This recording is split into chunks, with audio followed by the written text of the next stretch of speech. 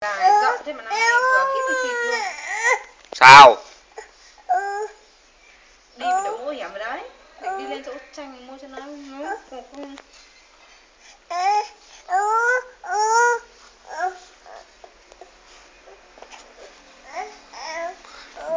Đi bíp bíp đi.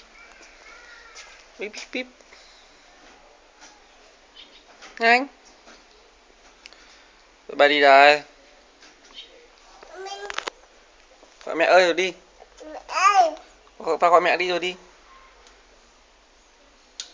Nhanh.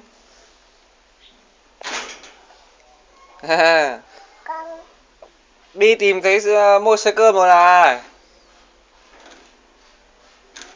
Bi tìm thấy mua sơ cơm rồi này. Đây.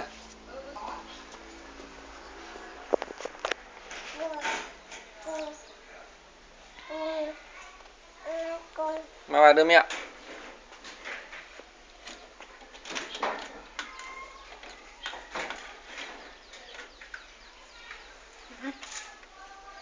Cốp có xe có mũ rồi. Đây.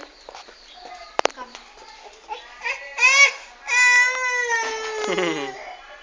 Sao?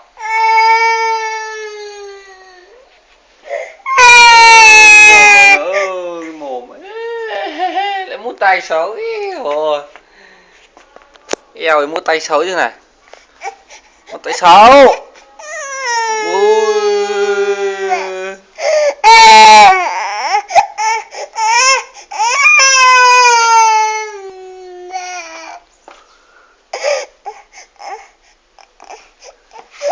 Đi chơi.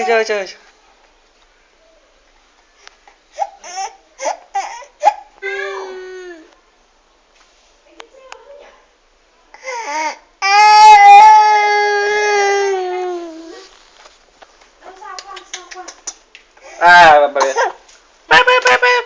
Sao?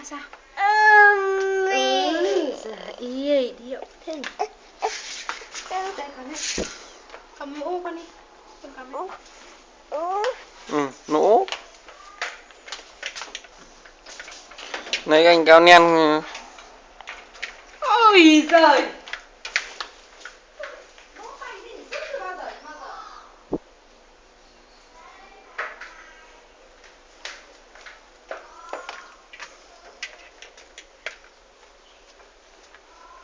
Ăn cái trò gì? Mẹ đây. Cái nha.